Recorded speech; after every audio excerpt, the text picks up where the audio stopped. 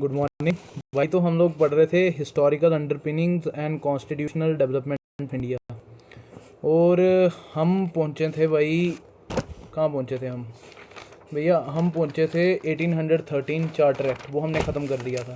तो अब हमारा नेक्स्ट जो एक्ट है, जो इंडियन कॉन्स्टिट्यूशनल डेवलपमेंट में जिसने अपना योगदान दिया, वो है चार्टर एक्ट ऑफ 1833।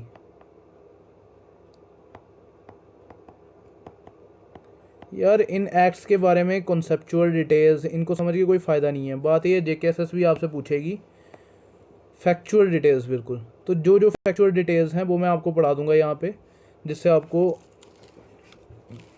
आंसर्स देने में आसानी होगी, ठीक है। और हम बिल्कुल नोट्स फॉर्मेट में कर रहे हैं ताकि आप भी नोट्स बना सको मेरे साथ साथ। तो अब आप लिखो monopoly to trade in tea and China of East India Company was fully ended. भाई अब मोनोपोली भी ब्रिटिश ईस्ट इंडिया कंपनी की जो रह गई थी सिर्फ चाय और चीन में, सर वो मोनोपोली भी बिल्कुल ख़त्म कर दी। सेकंड हम इसमें लिखेंगे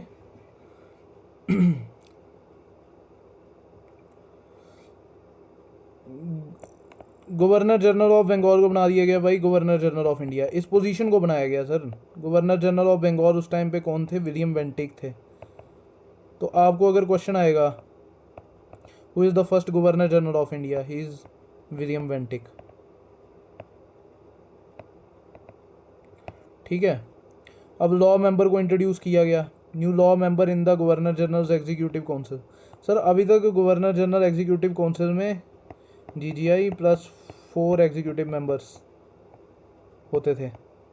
अब 5th एग्जीक्यूटिव मेंबर इंट्रोड्यूस किया गया, वो था लॉ मेंबर। अब तो लॉ मेंबर की बात करें तो वो कौन बने? लॉर्ड मैकॉली। लॉर्ड मैकॉली, मैकॉली का नाम हम बहुत सुनते हैं। किससे रिलेटेड है सर? इंडियन एजुकेशन सिस्टम के, इंडियन एजुकेशन रिफॉर्म से रिलेटेड। आज के टाइम पे हम कहते हैं कि आज भी हमारा कॉलोनियल माइंडसेट है, हमारी एजुकेशन आज भी कॉलोनियल लेगेसी कैरी कर रही है। ये सब किसकी देन है सर? ये किसकी दिमाग की उपज है? सर एजुकेशन का भी बता देता हूँ। एक होती थी उस टाइम पे डिबेट चलती थी, एंजलिस्ट, और एक होती थी ओरिएंटलिस्ट। सर एंजलिस्ट एजुकेशन जो थी ना, वो मतलब हर एक चीज़ इंग्लिश में पढ़ाई जाएगी, और पढ़ाई इस तरीके से जाएगी कि जो इंडियंस हैं वो आगे जाके काम कर पाए as workers of the company. और ओरिएंटलिस्ट एजुकेशन ये बेस्ड थी साइंटिफिक रीजन पे, साइंटिफिक रीज़न पे। और यार इन्होंने कहा कि एजुकेशन प्रोवाइड करनी चाहिए वर्नाकुलर मीडियम में, यानी कि अगर हम इंडिया में हैं तो हिंदी में एजुकेशन प्रोवाइड। और इसका जो सबसे बड़ा प्रोपोनेंट था ना, वो था जे थॉमसन। आपने सुना है ना, इलेक्ट्रॉन की खोज की थी एक साइंटिस्ट ने, वो कौन थे? J Thomson. तो जे थॉमसन का रोल इंडियन एजुकेशन में है, कहीं ना कहीं है। तो अब ये जो एंजलिस्ट एजुकेशन थी, इसको सपोर्ट किसने किया था सर? लॉर्ड मैकॉली ने। तो लॉर्ड मैकॉली का रोल यहाँ आता है। तो first law commission of India, LCI law commission of India, establish through this act 1833 charter act, जिसके चेयर कौन थे, चेयरमैन कौन थे? भैया लॉर्ड मैकॉली इटसेल्फ। मतलब 1833 ने जो आगे क्रिमिनल लॉ डिवाइस किया, IPC कहते हैं ना, कॉलोनियल लेगेसी हैवी चेंज करके VNS बना दिया है। फिर CRPC, उसको VNS भारतीय नागरिक सुरक्षा संहिता, ठीक है, इंडियन एविडेंस एक्ट। ये सब डिज़ाइन करने वाली लॉ कमीशन के चेयरमैन थे लॉर्ड मैकॉली। तो इसलिए मैकॉली इतना चलता है, ठीक है, समझ आ गया। तो उसके बाद इंडियन सिविल सर्विसेज एग्जामिनेशन, उस टाइम पे ICS एग्ज़ाम होता था, IS नहीं होता था। आज के टाइम पे जैसे UPSC रहता है ना, इंडियन सिविल सर्विसेज एग्ज़ाम को ओपन कर दिया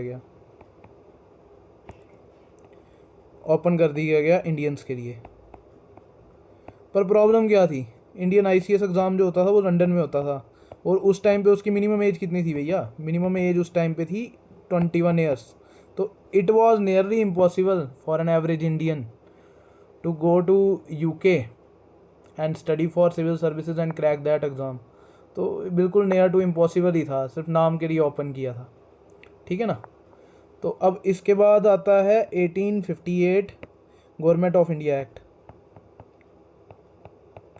अब इसका हिस्टोरिकल बैकग्राउंड क्या है यार, इससे पहले एक 1853 चार्टर एक्ट भी आता है, पर वो पॉलिसी हम मॉडर्न इंडिया में पढ़ेंगे जब हम लॉर्ड डलहौसी के कॉन्ट्रीब्यूशंस पढ़ेंगे, ठीक है। अब 1858 गवर्नमेंट, इसका हिस्टोरिकल बैकग्राउंड ये है, हिस्टोरिकल बैकग्राउंड है 1857 की लड़ाई, जिसको हम सिपाही म्यूटिनी भी कहते हैं। क्या कहते हैं? सिपाही म्यूटिनी, ठीक है। तो ये अब जब ब्रिटिश पार्लियामेंट ने एनालाइज किया कि इतनी बड़ी म्यूटिनी का कारण क्या था, उन्होंने देखा कि ईस्ट इंडिया कंपनी है वो अपनी मनमानी चला रही है, पॉलिसीज़ लेके आई है, डॉक्ट्रिन ऑफ लैप्स, ज़्यादातर जो सोल्जर रिक्रूट कर रही है वो एक ही रीजन, अवध रीजन से थे। ये अब हम मॉडर्न हिस्ट्री पढ़ेंगे ना, तो मैं आपको बताऊंगा कि मंगल पांडे जो कि खुद अवध रीजन से थे, उन्होंने जब विद्रोह किया तो सभी के सभी अवध रीजन के सोल्जर्स थे, उन्होंने उनके साथ मिलकर विद्रोह किया, एक सेंस ऑफ यूनिटी थी उनके अंदर। तो इसलिए 1857 के बाद जब क्राउन रूल आया तो क्राउन ने रिक्रूटमेंट डाइवर्सिफाई की। आज के टाइम पे हम पढ़ते हैं ना, Gurkha is a martial race और सिक्स आर मार्शल रेस।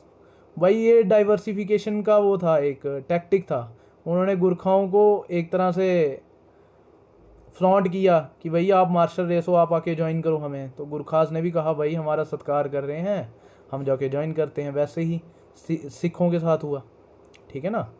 उसी के बाद ही हुआ था बैटल ऑफ सारागढ़ी वगैरह ये सब, ठीक है। तो आपने पढ़ना है। अब गवर्नमेंट, इसमें क्या हुआ,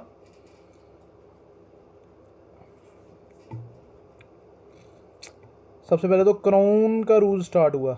अब क्राउन रूल का मतलब ये नहीं है कि वहाँ का जो राजशाही थी वो रूल करने लग पड़ी इंडिया पे, जहाँ क्वीन या किंग थे। बात ये थी कि ब्रिटेन जो है ना वो वर्ल्ड की ओल्डेस्ट डेमोक्रेसी है।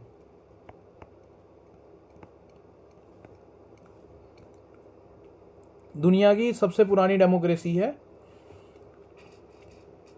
पर वो जो है ना वो मोनार्कियल डेमोक्रेसी है। मोनार्कियल डेमोक्रेसी की वहाँ का जो नॉमिनल हेड होता है ना वो ब्रिटिश क्राउन से आता है। ब्रिटिश क्राउन यानी कि वहाँ के राजा रानियों से, जैसे क्वीन विक्टोरिया है ना, प्रिंस जेम्स, क्वीन एलिजाबेथ है ना, अभी के टाइम पे क्वीन विक्टोरिया है, ठीक है। वो बस नॉमिनल हेड है। जैसे इंडिया में नॉमिनल हेड है प्रेसिडेंट, पर इंडिया में नॉमिनल हेड प्रेसिडेंट कब बने थे सर? 1950 में बने थे, 26 जनवरी 1950 के बाद। पर वहाँ पे बहुत पहले से हैं, बहुत पहले से मतलब सबसे पुरानी डेमोक्रेसी मतलब 14वीं शताब्दी से, ठीक है। तो वहाँ का जो भी अगर हम बोले ना क्राउन रूल, क्राउन रूल्स का मतलब है कि रूल ऑफ ब्रिटिश पार्लियामेंट,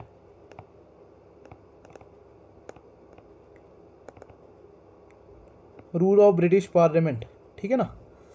तो हमने ये पहला पॉइंट लिया। अब ईस्ट इंडिया कंपनी को अबॉलिश कर दिया गया। भाई बोल दिया क्राउन ने कि भाई ईस्ट इंडिया कंपनी तुमने बड़ी मनमानी कर ली, अब अपनी तुम जाओ, अब तुम्हारा कोई रोल नहीं है, ठीक है। अब तीसरा हम रखेंगे कोर्ट ऑफ डायरेक्टर्स और बोर्ड ऑफ कंट्रोल, जो कि ईस्ट इंडिया कंपनी की दो बॉडीज़ थी, पिट्स इंडिया एक्ट के थ्रू बनाई थी, उनको अबॉलिश कर दिया गया, ठीक है भैया। वाइसरॉय ऑफ इंडिया बना दिया गया गवर्नर जनरल को, मतलब जीजीआई को ट्रांसफ़र कर दिया गया वाइसरॉय। अब जीजीआई और वाइसरॉय में क्या था, वो गवर्नर की बात करें, भाई गवर्नर एक अथॉरिटेटिव पोस्ट है। जब गवर्नर की बात करें वो कहते हैं वो गवर्नर है, वो अथॉरिटेटिव पोस्ट है। पर वाइसरॉय का मतलब हो गया कि sir he is only the voice holder of British parliament, he will be appointed by the British parliament. तो एक तरह की अथॉरिटी कम कर दी गई ब्रिटिश गवर्नर जनरल की। तो अब हम बात करें तो last GGI governor general of India और फर्स्ट वाइसरॉय ऑफ इंडिया कौन थे? वो थे लॉर्ड कैनिंग। भाई अगर लॉर्ड डलहौसी कहीं आएगा लिख मत देना, 1858 एक्ट आने से पहले, ठीक है, गवर्नर जनरल चेंज कर दिए गए थे।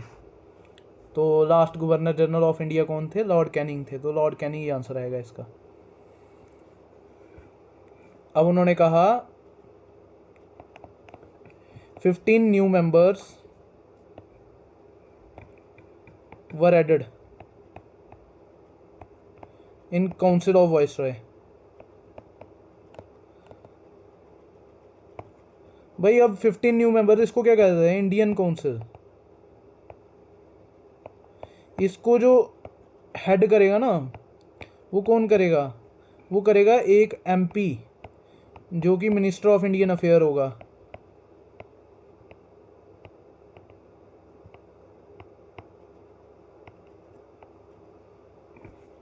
ठीक है ना? तो जब हम बात करते हैं मोर्रे, फॉर एग्जांपल जब हम मोर्रे मिंटो की बात करते हैं, मोर्रे मिंटो रिफॉर्म्स,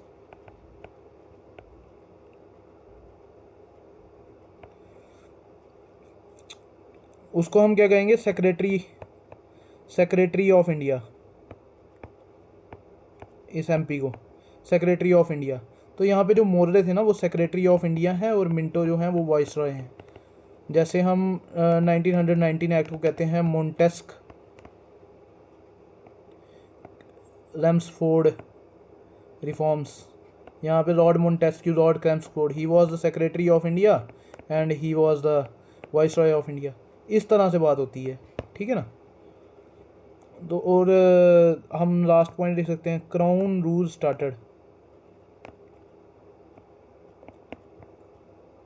ठीक है? तो अब नेक्स्ट जो स्टेप था टूवर्ड कॉन्स्टिट्यूशनल डेवलपमेंट, वो था 1861 गवर्नमेंट ऑफ इंडिया एक्ट, जहाँ हम ऐसे भी कह सकते हैं Indian council act. Indian council act क्यों कहेंगे उसे? क्योंकि जो 15 मेंबर्ड इंडियन काउंसिल थी, उन्होंने वो एक्ट बनाया था। कौन हेड कर रहा था उसको? Secretary of India. ठीक है ना? तो 1961 में, अब इसमें जो इंपॉर्टेंट फैक्ट्स है आपने याद रखना है कि the word ordinance was first introduced in this act. मतलब सबसे पहले ऑर्डिनेंस वर्ड इस एक्ट के थ्रू आया। ठीक है? अब ऑर्डिनेंस आज के टाइम पे भी देखो ना, तो ऑर्डिनेंस का मतलब क्या होता है? एक ऐसा लॉ जो कि प्रेसिडेंट ऑफ इंडिया इनैक्ट करे, ऐसा लॉ। पर प्रेसिडेंट की अकेली अथॉरिटी नहीं होती भाई, पार्लियामेंट से पास हो तभी लॉ इनैक्ट होता है। पर प्रेसिडेंट बाय ऑर्डिनेंस एक लॉ बना सकता है। क्यों? In emergency situation. Same power that time ordinance making power was given to viceroy. ठीक है? तो ऑर्डिनेंस जो आज के टाइम पे है ना, वो भी एक ब्रिटिश लेगेसी है, अंग्रेजों का दिया हुआ टूल। ठीक है ना? अब आप लिख सकते हो ordinance means viceroy can launch any law without the consultation of the legislature.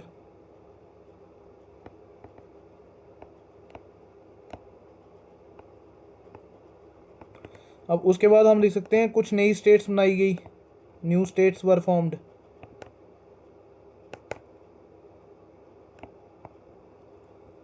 ये भाई इतना डीप में आपसे पूछेंगे नहीं, पर मैं बता दूंगा आपको कि कौन सी स्टेट्स बनाई गई। सर अब प्रोविंशियल लेजिस्लेचर स्टार्ट किया गया, प्रोविंशियल लेजिस्लेचर, जो भी ब्रिटिश प्रोविंसेस थी। अब न्यू स्टेट्स जो बनाई गई, यार हम ऐसे कह सकते हैं मेरे हिसाब से यूनाइटेड प्रोविंस, जैसे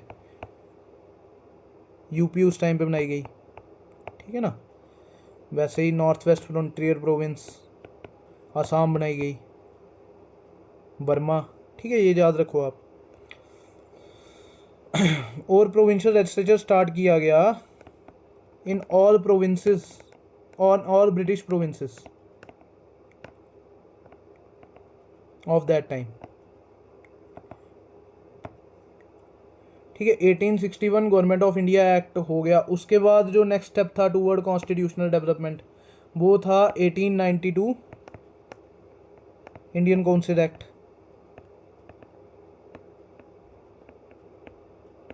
इसको गवर्नमेंट ऑफ इंडिया एक्ट भी कह सकते हैं, इंडियन काउंसिल एक्ट को। ठीक है ना? तो अब 1892 में एक चीज़ याद रखनी है, पहली बार, first time, any legislative member can question and answer in the budget of India। तो मतलब क्वेश्चनिंग आंसरिंग स्टार्ट हो गई इंडियन लेजिस्लेटिव प्रोसेस में। यार आपको अगर डीप पढ़ाऊँ ना मैं, बात ऐसी थी कि देखो जो गवर्नेंस चलती थी ना after government of India act 1858 के बाद, वो दो तरह से चलती थी। पहले through vice Roy plus his executive council. उनको मिले थे पोर्टफोलियो, एक लगा दो डिफेंस होगा, एक फाइनेंस होगा, एक होम होगा, ठीक है, एक लॉ मिनिस्टर, लॉर्ड मैकॉली जैसे हम कह सकते हैं, ठीक है। इनको मिले थे पोर्टफोलियो। और दूसरी तरफ जो थे वो इन्होंने आहिस्ता आहिस्ता क्या कहते हैं उसे लेजिस्लेटिव मेंबर्स बनाना स्टार्ट किए। पहले नॉमिनेटेड मेंबर्स लाए, फिर आहिस्ता आहिस्ता इन्होंने इलेक्टेड मेंबर्स लाना स्टार्ट किए। उनमें भी ऑफिशियल्स नॉन ऑफिशियल्स की बात हुई। नॉन ऑफिशियल्स जो होते थे, ऑफिशियल्स मोस्टली नॉमिनेट करता था उनको कौन, गवर्नर ही करता था, मतलब वॉइस रॉय करता था। और नॉन ऑफिशियल्स इलेक्टेड होते थे फ्रॉम प्रोविंशियल लेजिस्लेचर्स। तो ये जो पॉइंट है ना, first time questioning answering started in legislative process, तो इस साइड पे पावर दे दी गई कि इनको आप क्वेश्चन कर सको कि अगर कोई बजट इंट्रोड्यूस किया, भाई जितना भी काम होता वो यही करते थे, ठीक है। ये तो, और ये तो कंप्लीटली नॉन इलेक्टेड बॉडी थी, इनको चूज़ किया जाता था, ठीक है ना। तो ये सब पढ़ा हमने। अब नेक्स्ट हम करेंगे, नेक्स्ट जो एक्ट था इम्पोर्टेंट वो था 1909 मोंटे मिलो। जब भी हम वो करें क्या कहते हैं मोर्ले मिंटो रिफॉर्म्स के बारे में, ये मॉडर्न हिस्ट्री में हम डिटेल में पढ़ेंगे। गवर्नमेंट ऑफ इंडिया एक्ट था ये, इंडियन काउंसिल एक्ट भी कह सकते हैं। तो इसमें क्या इंट्रोड्यूस किया गया था भाई, सबसे फेमस है सेपरेट इलेक्टोरेट। भाई इसका बैकड्रॉप पता क्या है, इसका बैकड्रॉप ये है कि 1905 में पार्टीशन ऑफ बंगाल किया गया। बड़े ज़्यादा प्रोटेस्ट हुए, मॉडर्न इंडियन हिस्ट्री में पढ़ोगे लॉर्ड कर्जन के द्वारा, ये मॉडर्न इंडियन हिस्ट्री में पढ़ेंगे हम। लॉर्ड कर्जन ने किया पार्टीशन ऑफ बंगाल। तो अब क्या हुआ, तो इसको रिवर्स करने के लिए बड़ी मास मूवमेंट स्टार्ट हुई, जिसको हम बड़ी फेमस कहते हैं स्वदेशी एंड बॉयकॉट मूवमेंट। और from all section of the society इसका क्रिटिसिज्म ही हुआ, ठीक है। तो भाई ये जो 1905 में पार्टीशन ऑफ बंगाल जो हुआ था ना, इसमें ईस्ट बंगाल में मुस्लिम डोमिनेटेड रीजन हो गया था और रिप्रेजेंटेशन मोस्टली मुस्लिम्स को, जो रूल जो था जो लेजिस्लेचर्स में आने लग पड़े वो मोस्टली मुस्लिम्स थे, ठीक है। पर वहाँ पे ज़मींदार हिंदूज थे, उनको वगैरह भगा दिया गया, इस तरह से हुआ। तो अब इन्होंने जब रिवर्स किया पार्टीशन ऑफ बंगाल, तो इन्होंने एक सेपरेट इन्होंने बात की कि मुस्लिम लीग को हम सेपरेट इलेक्टोरेट दे देंगे। मुस्लिम लीग ने भी डिमांड की उस टाइम पे कि हमें सेपरेट इलेक्टोरेट चाहिए। तो इस बैकड्रॉप में मोर्ले मिंटो रिफॉर्म्स लाया गया और इसका भाई क्रिटिसिज्म भी बहुत हुआ था सेपरेट इलेक्टोरेट का। दूसरा हम कह सकते हैं कि the council of viceroy legislature, मतलब ये जो हमने ऊपर पढ़ा ना ये वाला पार्ट काउंसिल, सर इसमें मेंबर्स इंक्रीज कर दिए गए, मतलब officials plus non officials, from 16 to 60। अगर ये पूछा गया ना 16 to 60 तो आपने सीधे सीधे 1909 मोर्ले मिंटो रिफॉर्म लगाना है आंसर। पहली बार अब एग्जीक्यूटिव काउंसिल मैंने आपको बताई थी, ठीक है। तो first Indian in executive council, executive council सारे लॉज बनाती थी भाई, लेजिस्लेटिव काउंसिल सिर्फ उनको क्वेश्चन करने के लिए थी, और अगर कुछ चाहिए होता था तो वो पार्लियामेंट से पास कर लेती थी, आगे एग्जीक्यूटिव काउंसिल उसके ऊपर कंसिडर कर सकती थी कि लॉ बनाए या नहीं बनाए, ठीक है। तो फर्स्ट इंडियन को इंट्रोड्यूस किया गया जो कि एक आईसीएस ऑफिसर थे और उनका नाम था सत्येंद्र प्रसाद सिन्हा। ठीक है, अब वो कम्युनल रिप्रेजेंटेशन लिख सकते हैं, कम्युनल रिप्रेजेंटेशन या सेपरेट इलेक्टोरेट। ठीक है, सिस्टम ऑफ कम्युनल रिप्रेजेंटेशन अगर बोला तो हम कह सकते हैं फादर ऑफ कम्युनल इलेक्टोरेट कौन थे? वो थे लॉर्ड मिंटो। लॉर्ड मिंटो कौन थे? उस टाइम के वाइस रॉय थे। और मोर्ले कौन थे भाई? सेक्रेटरी ऑफ इंडिया थे, जो कि इंडियन काउंसिल के हेड थे ब्रिटेन में। ही was the MP of the British parliament. ठीक है, ऐसे बोल सकते हैं। अब नेक्स्ट जो कॉन्स्टिट्यूशनल डेवलपमेंट में इम्पॉर्टेंट है वो है, नेक्स्ट एक्ट जो आया वो है 1919 मोंटेस्क क्लेम्सफोर्ड। भाई इसको आप मॉडर्न इंडियन हिस्ट्री के साथ सिंक करके पढ़ोगे ना, आपको मज़ा आएगा। भाई आप पढ़ो अब इससे पहले 1919 मोंटेस्क क्लेम्सफोर्ड रिफॉर्म से पहले हुआ क्या था। भाई रोल एक्ट आया था। रोल एक्ट के खिलाफ बड़े सारे प्रोटेस्ट हुए थे। जलियांवाला बाग मैसेकर हुआ था। There were huge discontent among Indian society. Indian National Congress लगातार वो कर रही थी, डिमांड कर रही थी कि हमें ऑटोनमी दो, हमें लॉ बनाने की पावर दो। ठीक है, उस टाइम पे कंप्लीट इंडिपेंडेंस की डिमांड इतनी प्रेवलेंट नहीं थी। ठीक है, गांधी आ गए थे साउथ अफ्रीका से।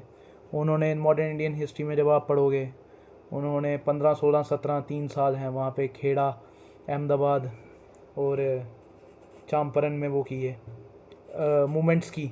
तो भाई ब्रिटिशर्स डरे हुए थे उस टाइम पे। तो इसको हम कह सकते हैं इसको हम कह सकते हैं तो इस एक्ट को नाम पता क्या दिया गया?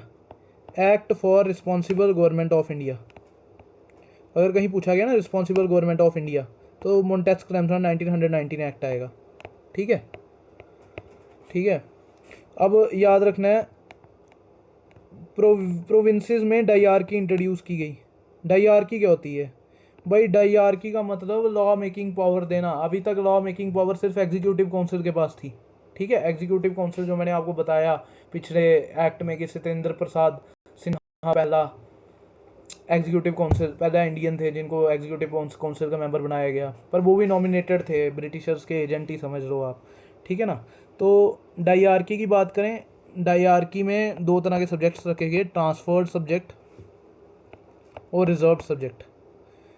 सर ये रिजर्व्ड सब्जेक्ट पे सिर्फ वाइसरॉय और उसकी एग्जीक्यूटिव काउंसिल, वाइसरॉय नहीं मतलब प्रोविंसेस में थी ना, तो गवर्नर, प्रोविंसेस के governor general plus is executive council legislate. पर ट्रांसफर सब्जेक्ट पे आप लेजिस्लेट कर सकते हैं भाई, जैसे आज के टाइम पे लेजिस्लेटिव असेंबली में आता है बिल पास किया जाता है और फिर वो एक लॉ बन जाता है। ठीक है, उसमें लेजिस्लेटिव काउंसिल वो करेगी, तो मतलब एक तरह से लॉ मेकिंग पावर डेलीगेट की गई। ठीक है, इसलिए इसको रिस्पॉन्सिबल गवर्नमेंट ऑफ इंडिया कहा जाता है। ठीक है, अब provision for provincial budget. Provincial budget इस एक्ट में इंट्रोड्यूस किया गया।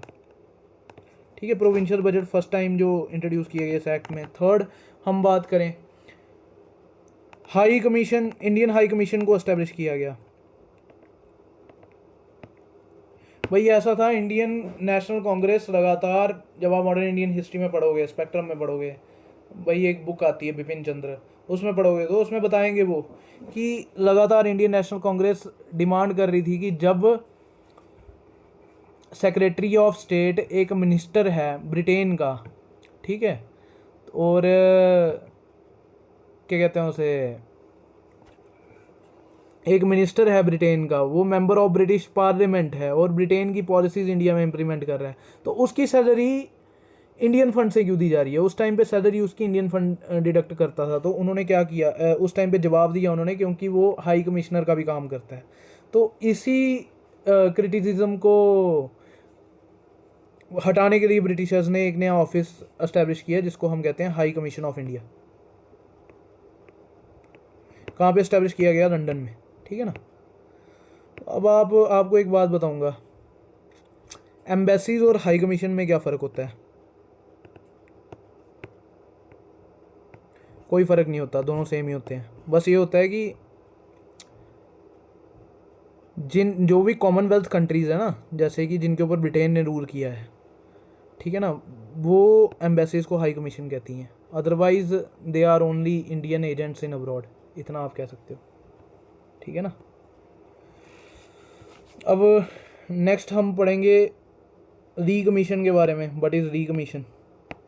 रोलैक्ट एक्ट वगैरह वो सब हम वहाँ पढ़ेंगे, साइमन कमीशन, रोलैक्ट एक्ट थोड़ा बहुत सुन लेंगे यहाँ पे क्या है, पर वो मॉडर्न इंडियन हिस्ट्री का पार्ट है। री कमीशन की बात करें 1926 सर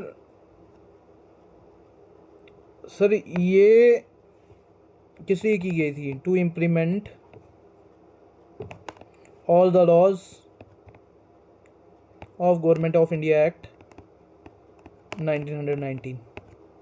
सिमिलरली साइमन कमीशन की बात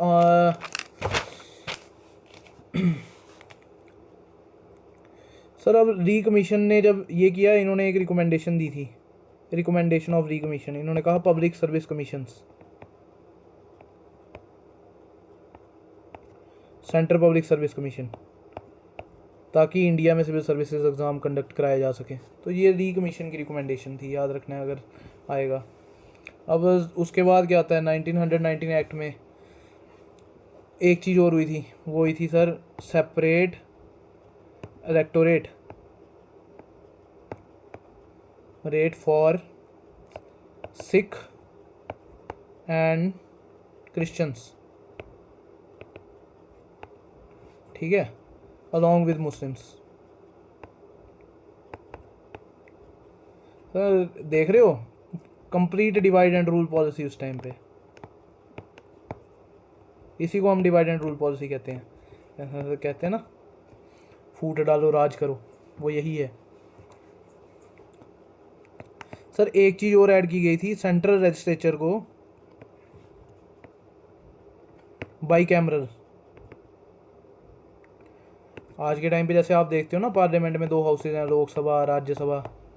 ये चीज़ शुरू कब हुई थी? ये चीज़ शुरू हुई थी 1919 एक्ट में, ठीक है ना। तो इसीलिए इन एक्ट्स को हम कहते हैं कि ये एक्ट्स थे कॉन्स्टिट्यूशनल डेवलपमेंट के लिए इंडिया। तो ये एक आज के टाइम का कॉन्स्टिट्यूशनल फीचर है, ठीक है ना।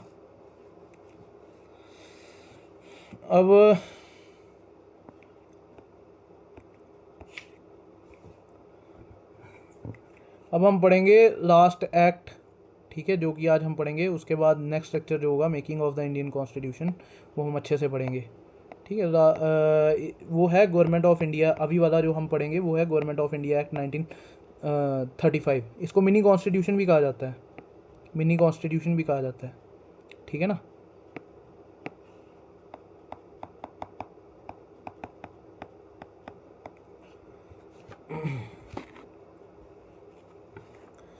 सर पहली चीज़ इसमें आपने लिखनी है, this act contains 10 schedules and 321 sections. मतलब पूरा पूरा कॉन्स्टिट्यूशन इस एक्ट में दे दिया था इन्होंने। उन्होंने कहा कि लेजिस्लेचर बाई प्रोविंशियल लेजिस्लेचर को बाई कैमरल बनाया इन्होंने। लेजिस्लेचर इन 6 स्टेट्स, इसको प्रॉपरली लिखो आप, स्टेट्स या प्रोविंसेस कह सकते हैं, ब्रिटिश प्रोविंसेस थी ना उस टाइम पे, शुड बी बाई कैमरल। अब स्टेट्स में बाई कैमरल लेजिस्लेचर कैसे होता है, या आप कॉन्स्टिट्यूशन में पढ़ोगे। पहली लेजिस्लेटिव असेंबली JNK में भी होती थी, सेकेंड इज लेजिस्लेटिव काउंसिल, है ना। लेजिस्लेटिव काउंसिल में MLC होते थे, और अब नहीं होते, पर वो अबॉलिश कर दी गई है। तो वो 6 स्टेट कौन सी थी जहाँ पे इंट्रोड्यूस किया गया था ये बाई कैमरल लेजिस्लेचर? पहली थी बंगाल, बड़ी स्टेट्स तीनों याद रखना है, बंगाल, बॉम्बे, प्रेसिडेंसी तो पहले थी, अभी तो प्रोविंसेस हैं ये। फिर मद्रास, असम, बिहार, और वही यूनाइटेड प्रोविंस। उत्तर प्रदेश तो आज कहते हैं, उस टाइम पे उसका नाम यूनाइटेड प्रोविंस था। यूपी तब भी था, यूपी आज भी है, ठीक है ना। अब फेडरल कोर्ट, आज के टाइम का supreme court, established in Delhi.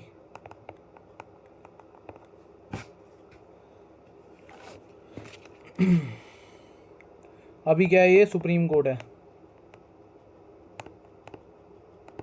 हम पढ़ेंगे सुप्रीम कोर्ट कैसे बना, ठीक है, ये फेडरल कोर्ट से। उसके बाद 6 जजेस थे उस टाइम पे इसमें, और ये 6 जजेस को अपॉइंट कौन करता था? अपॉइंट करता था क्राउन। क्राउन यानी कि ब्रिटिश पार्लियामेंट।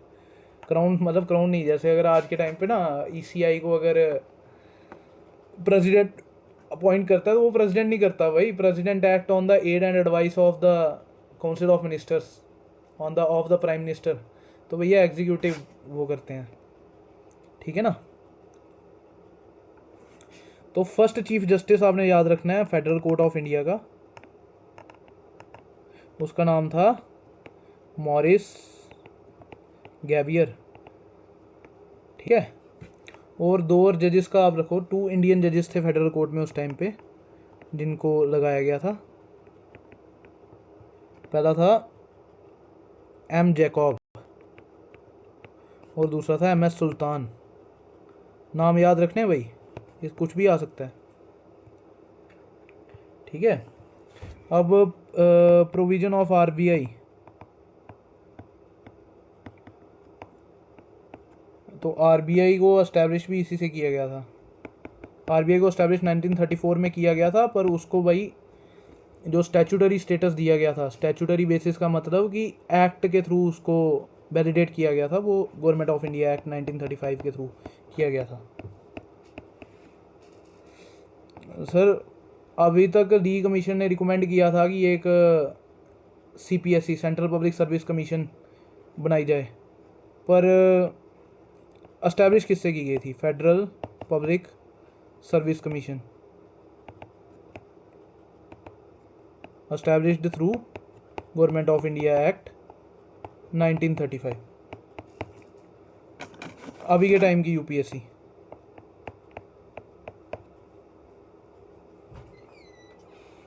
अभी के टाइम की UPSC। अब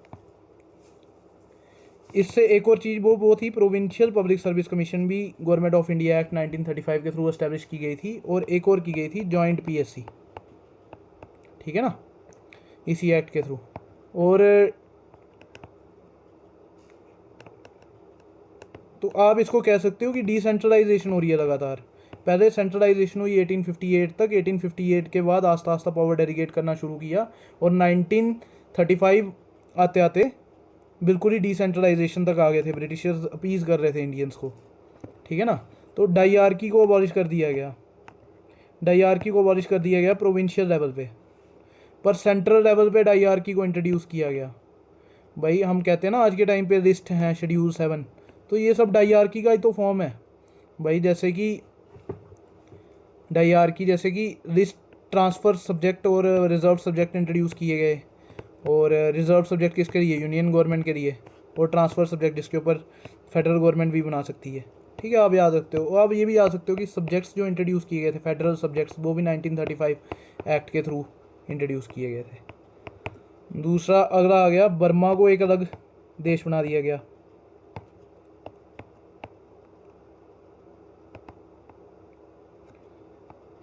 तो पहली बार 10% population of India has been given voting power. उसके बाद 1937 में इलेक्शन हुए, टोटल 11 ब्रिटिश प्रोविंसेस में, उस टाइम पे 11 ब्रिटिश प्रोविंसेस होती थी, और वही 4 चीफ कमिश्नर प्रोविंसेस भी होती थी, CCP। ये 4 चीफ कमिश्नर प्रोविंसेस कौन सी थी? कूर्ग, आज के टाइम पे कर्नाटका में है, अजमेर, बलूचिस्तान, तीसरी दिल्ली, ठीक है ना। तो अब हम बात करें तो फर्स्ट CM यहाँ से बने थे भाई प्रोविंसेस के, जो प्रोविंशियल इलेक्शंस हुए थे 1937 में, अब बाय द एक्ट ऑफ 1935। तो फर्स्ट CM जो मद्रास के बने थे वो कौन बने थे? C Rajagopalachari.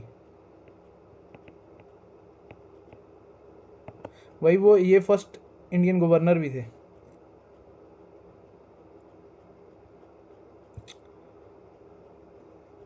Sorry guys, meeting ख़त्म हो रही है, तो चलो नेक्स्ट लेक्चर में करेंगे जो थोड़ा बहुत बचा है, पर आपको समझ आ रहा है तो